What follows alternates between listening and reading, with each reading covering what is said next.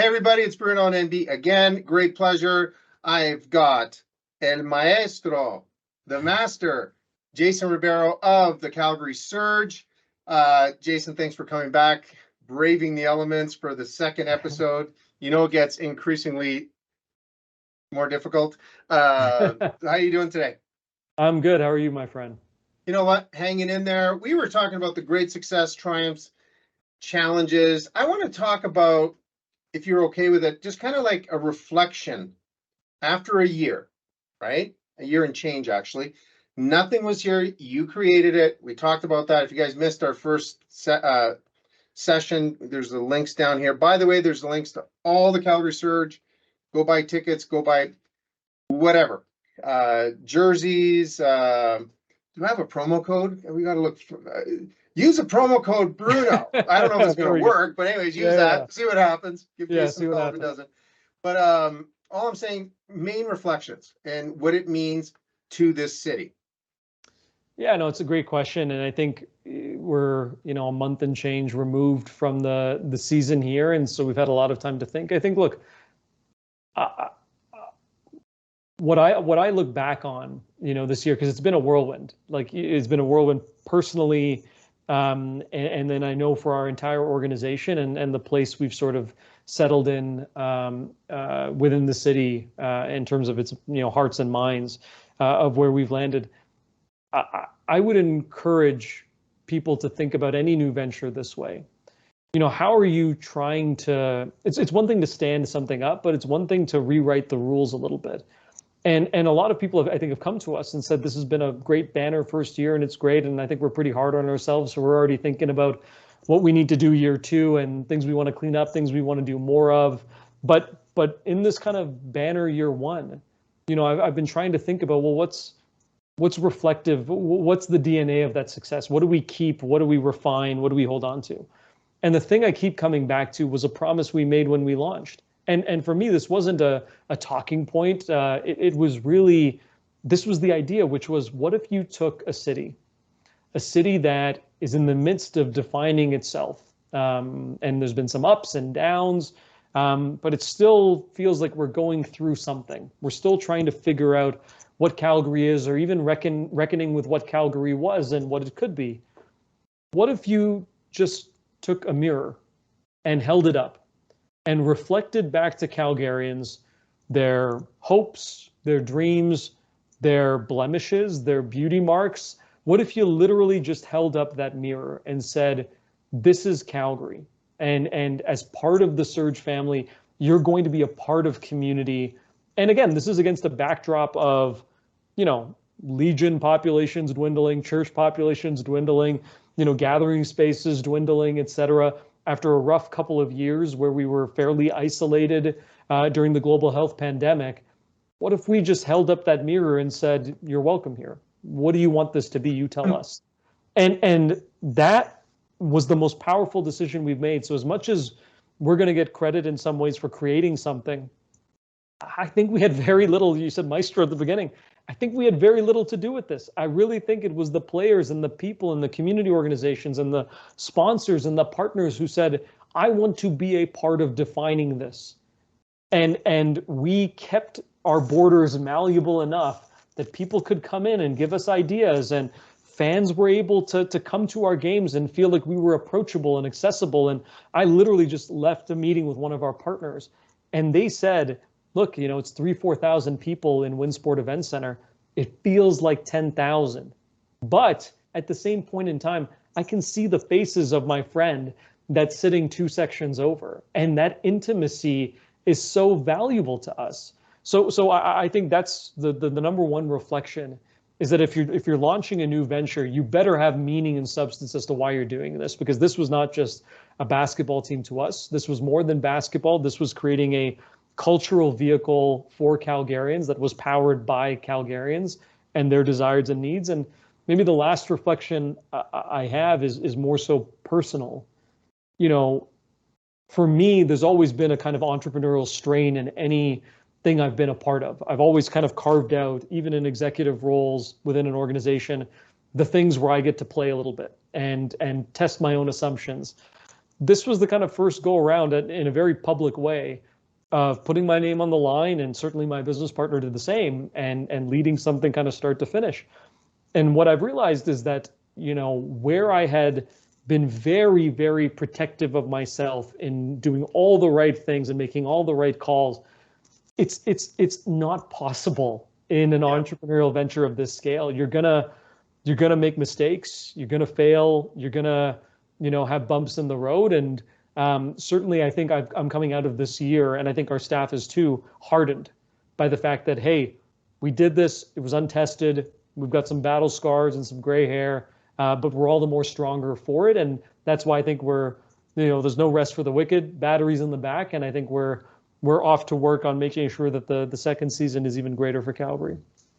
Jason, you've hit on a couple of spots that, as an entrepreneur, business owner, I think what we forget about this area is when we first met, actually, there was a big tank going down, you know what I'm saying? Like oil market was going down. This was, this is the way it works out here.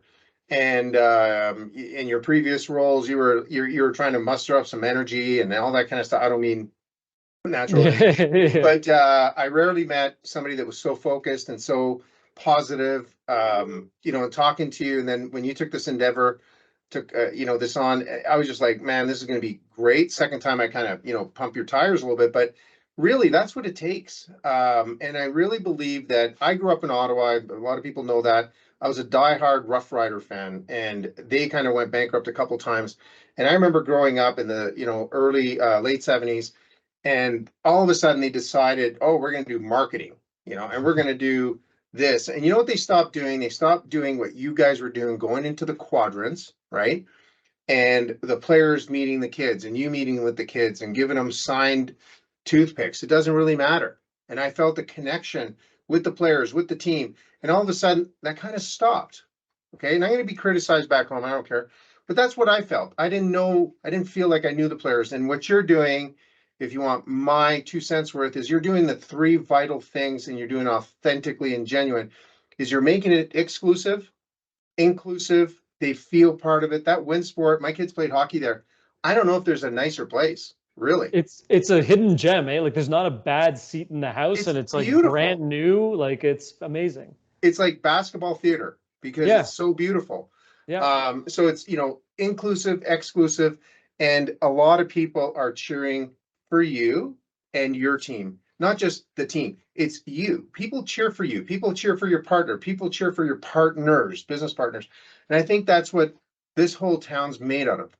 And you can't cheer for somebody if you don't feel they know them. And I think the footprint that you've already put down here in Calgary, very few people can do that, and good on you. And I think that's a reflection that we have. We're really proud of what you guys have done, and congratulations, bottom of my heart. No, that's so thoughtful of you. And I think, look, like people are ready to get behind something. People are ready to believe in something. And I think we were honest when we launched this thing. We said, I kept coming back to it. I had to rewatch our press conference a couple of weeks ago, because we're putting together a little bit of a film of this past year, documenting what's happening. And I remember saying quite vividly in the press conference, like, they're like, what is this going to take to be successful? I said, it's going to need community support. Like, I don't know how many people just openly say that, to say, we're contingent on community support, and that's what this is going to need to be able to go. But I think you've nailed it on those three things, right? Like, I think the exclusive part, is part of it that doesn't get talked about. But for us, it was really important to raise the standard of what branding and marketing and messaging and taste and culture meant in the form of professional sports, right? Like, I think we had a very early conversation when we started this and said, I don't want this to feel like a regular sports team where we put out the graphics and they're all the same. And we've hired an unbelievably talented staff who have like gallery backgrounds and fine art and fashion backgrounds, and said, so funny. One of the people in our office, our manager of creative and brand, Jesse, I remember during the interview process, we put him through a little bit of an exercise and said, hey, create a ticket graphic, create a video board graphic. And this was someone with a very, fine art, fashion aesthetic. And he put something together that seemed very like, rah, rah, we're a sports team. And we had to tell him, no, no, no, no, no. Your fine art, fashion instincts are what we want in our game. Yeah. You don't have to put those to the side. And so you started to see us play in spaces that I don't think sports teams play in their first year. So in that fashion and, higher price point items, the communications that we had were very purposeful and thoughtful and hopefully elegant. And it culminated actually just a few weeks ago. I'm really proud to say this, that the Calgary Surge were awarded at the year-end CEBL Business Awards, the Digital Excellence Award. And it was for the team. Thank you. All credit goes to the team of Hillary, Josh, and Jesse and Brittany, because what they've done is they've really met community where they were and raised that expectation bar and how we communicate with them. And so, yeah, it's that exclusive part, the inclusive part, so critical. I don't think you can have one without the other. That's awesome. I'm going to ask you one quick question, then I've got to go to another segment really quick. Sure. Surprise you a little bit. I hope you studied. I sent that to Hillary that you have to study for this section. Did you get that? I didn't, but we're going to go through it live. That's hey, listen, you're from Mac. I'm just joking. Yeah. You got three schools behind you. That's good. Four now. Four now. So four too many. Really quick, like I don't mean to hurry you, but I want the first thing that comes out of your mind, because that's what really is going to stick, right? What's next for the Surge? Scale. Boom. Scale. Scale. Yeah, like literally very quickly figuring out, I think from an entrepreneur perspective, the year-roundness, like what do people need from this organization year-round when we're not playing? I think 2, how do we plus up and level up what we did in our first year? Because every target that we've had, we fortunately surpassed, but let's be clear, there's a corresponding effect, which means that those targets have now doubled even further. So making sure that we're more impactful there. And I think the third part of scale is really understanding what are the parts of this, organization or business and community that we didn't really think of, that are net new, that speak to this organization in a way that we hadn't previously considered. I think that's the work ahead from a year-round perspective and from a scale perspective. And I don't gamble. I don't believe in gambling, but if I were to, I put my money on you boys and girls. Bring it on.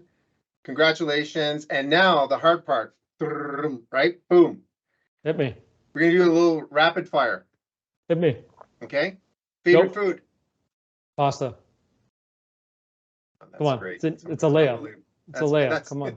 That's great. Come on. Favorite restaurant doesn't have to be here. Favorite restaurant is here, and it's 10 Foot Henry. Okay, good. Favorite band? Band. I'm more of an artist. I don't want to lead the witness, but go ahead. No, I'm just joking. Yeah, no. There we go. Yeah, no pun intended. Band. I'll go Stones. Oh, nice. You don't get that very often. People forget about those old boys. Yeah. They just put out a song the other day. No, I know. Do they know? No, sorry. Favorite song? It's funny I said Stones because it's literally the same. You can't always get what you want by the Stones. Excellent. Okay. Favorite city that you've visited already? Washington, D.C. How come? 3 reasons. 1, the history. Being surrounded by that history is unbelievable. 2, early in my career, a lot of the conferences I was speaking at and clients from a consulting basis were headquartered in Washington. So I used to spend weeks at a time in Washington and rent a place. And it was just phenomenal to kind of live separately, in a place for a month or 2 out of the year. And then the third reason is it's the perfect mix of, arts and culture with just hustle and bustle. So, you go to certain parts down K Street, people are, moving and shaking and you feel like you're in the thick of the center of the world. And then in other parts, things are really slow in the middle of the day and you're seeing people at an art gallery or at a restaurant and it goes to its own pace. So it had a bit of everything for everyone. Yeah, it's an interesting place. Place that you would like to visit at some point? Tokyo. Yeah, I've been very enamored for many years from the fashion perspective, food scene, but also just from an architecture perspective. Like, again, I think there couldn't be any more, kind of more extreme difference in terms of design and culture. And those 2 things have always been very appealing to me. So maybe this is one of the things that I take one of my sons on when they're old enough and we go, but Tokyo's on the list. I have an idea. Just bring the Surge out there and then, be polite, be respectful, and then just jam it down, like Yeah, there we slam go. dunk it. Thanks for coming. Yeah. Okay, so somebody that's still alive that you would love to meet. Wow. Interesting. I told you you should have studied. I don't know. No, I like that. I like that I didn't get these because that means that I can. No, you didn't get them for answer sure. honestly with no prep. Look, I'd say former President Barack Obama. I'm so intrigued by the pressure. Like we've talked about at a very small scale, pressure and how you navigate challenges. There's no higher stage. There's no higher pinnacle, and navigating that pressure and making those tough choices, et cetera.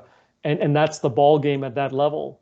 It's the same reason why musical artists or professional basketball players always have those references to the president of the United States or world leaders. It's because that's the same kind of pressure that they're under. Figuring out how he navigated those challenges, what his thoughts are on his post-presidential legacy, given that the world is a lot different than hope and change in 2008. I'd be curious to spend some time there.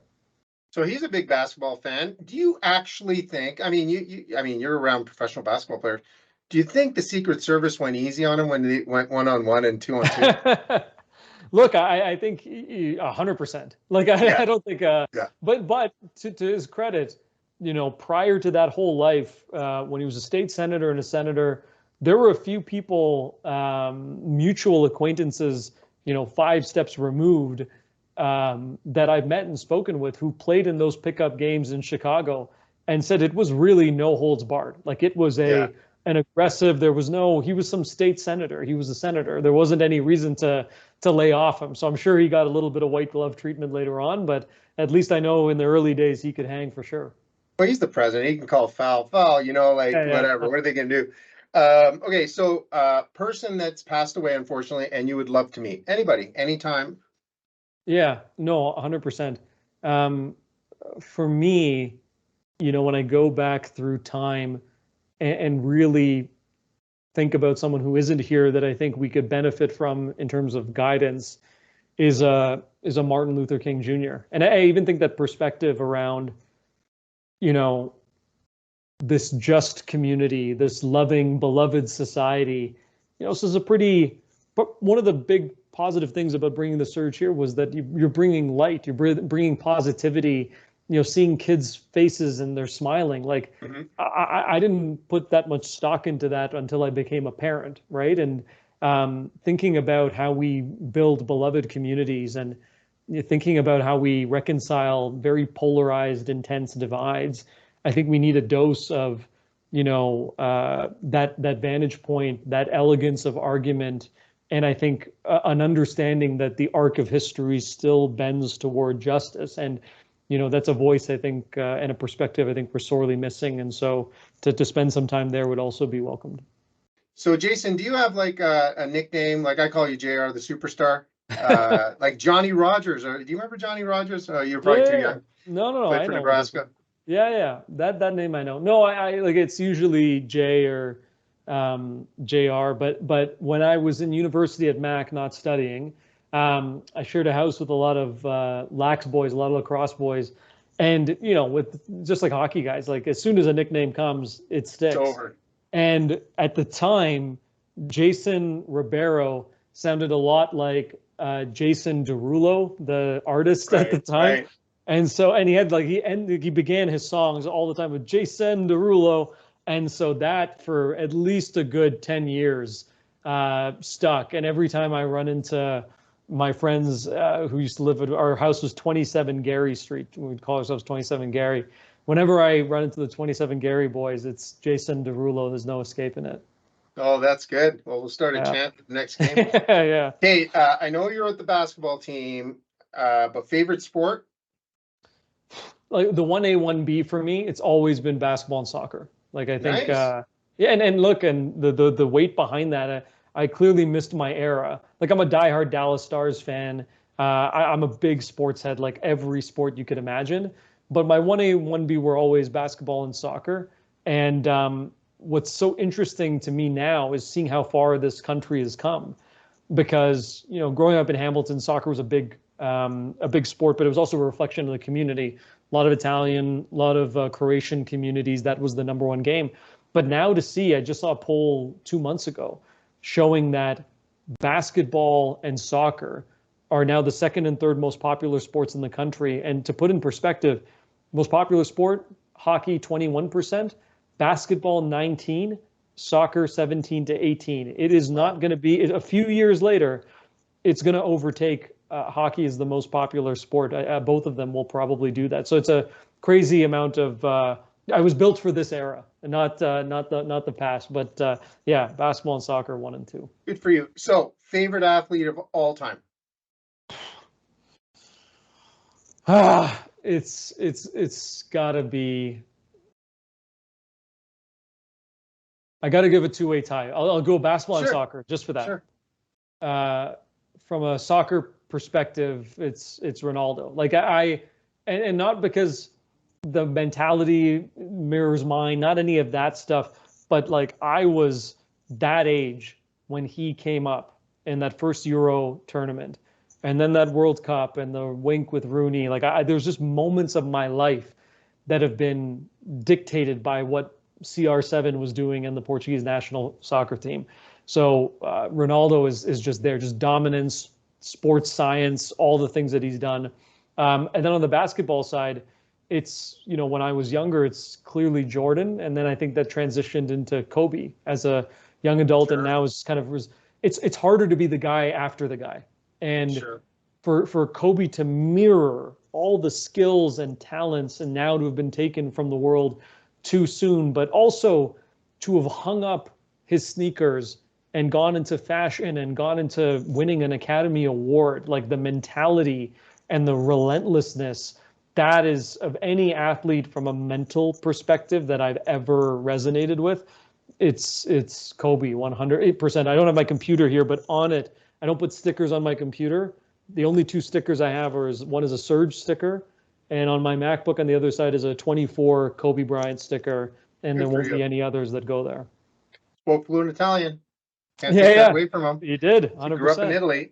You know, interestingly enough, talking about pro sports and talking about Wayne Rooney, accidentally, don't even ask me how this happened, but I spent a week in Palm Springs, accidentally, a whole week with the NYCFC, their team. Okay, yeah. Class A organization, unbelievable. It was their training camp. We just happened to be at the hotel for a week, and they were there, hung out great. I got to meet Wayne Rooney, and Wayne was he's changed a little bit. I didn't recognize him. Like the first, you know, you just don't walk by him. Like if I walk by Totti, I'll know who he is. But didn't recognize him. But super nice guy. But he was, you know, DC United. Yep. And they were checking in. The other guys were checking out, and really nice guy. Did a great job. Now here's what I'm going to tell you. Okay, one more question. Take away the name Lorenzo and Dominic. Best name ever for a child. Wow. Matteo has to be it, and I know we both share that. That's what I'm talking about. Hands down, easy money. You know, that's an easy one. That's why I took the other 2 out. Okay, God bless those 2 guys, but that's where we connected. Is when Matteo was just born, and I was just like, dude, I got one of those. I've always remembered. So here's one last thing. You get to ask me one question. So interesting. Whatever you want. Yeah. No, I think what I've been curious about, and we chatted a bit before we started the recording, but one thing I am so curious about is how it's been navigating now, you know, your 2 boys. Like I was just up late with my wife talking about our sons and, you know, what our plans are and what we're doing. And now you've got kids who are off on their own and doing their own pursuits and leaving the nest. I'm curious how that transition has been for you. Yeah, it's been really different. Depends on how you parent, right? And I think that's one of the other reasons I'm going to give maybe a compliment. I don't know. Some people might not think it's a compliment, but if I can share this, you took some time off when Matteo was born to make sure that the world was good, right? And I really respected you for that. And I built everything around my 2 boys, right? And but great moment, yet a little shaky moment. My older son, was in San Diego. And when he went away, it was different. It wasn't that I didn't miss him, but COVID shipped him back and forth a few times. Right. And the first time he released his his movie, the whole theater was packed, jam packed, and I was just like, oh, that's pretty cool. And then when we left my Mateo in South Bend, Indiana, and we walked away and he walked away, that was like, whoa, like I've just lost my puppy dog, right? That was extremely gratifying because a friend of mine, I said this a little while back, my friend Bruno Piccone, of all people, said the most successful parent is one that kind of is left on his own because they're very, they're very, very independent. So life has been interesting, but it's good. We talk to each other at least 4 or 5 times a day. And I have a rule. My parents said, as long as they're healthy, I know it sounds goofy, as long as they're healthy, then they can be happy and then they can kick ass. Right. So, but I got to tell you, they didn't fall too far from the tree. Like they get up early, they work out, they're just hard going. And I think the best thing that I've ever done is just spend time with them as much as I can. I don't believe in quality over quantity. I believe in quantity and quality. So it's no different than you hanging out with your basketball team. It's amazing on how much better they become when you're around and they know they can't get, they got to live up, and there's nothing wrong with living up. And I took a big slice over. I don't know if you know this, but I'm a huge Yankees fan. Like there's my bobblehead. I always show it, right? But I always bring it up, like when the Yankees had Steinbrenner, the man, and he was all over the place. You said you don't get involved with the coaching decisions, and I don't know, like a lot of it's folklore, but I was fortunate enough to make the fantasy tournament team this year in Tampa. Oh, wow. So I played down there, and it's amazing when they say like when Steinbrenner, the dad, was there, and now the kids, they're so hands off. And the players that were down there, I'm sure you remember Jesse Barfield, Homer Bush, got to meet them all, Ray Burris. Wow.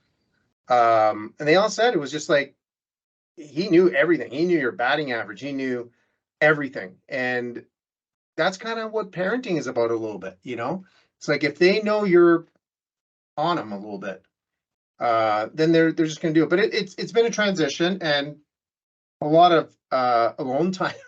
Right. You don't have to take them a lot of places, right? So, but it's good. It's going to be fun. Enjoy your time with the kids. There's nothing like it. So, Jason, thank you very much for that question. It's made me think, reflect, and but you know what? I know you got a lot of things to do, and I mean, we can talk forever and ever. Promise you're going to come back. 100%.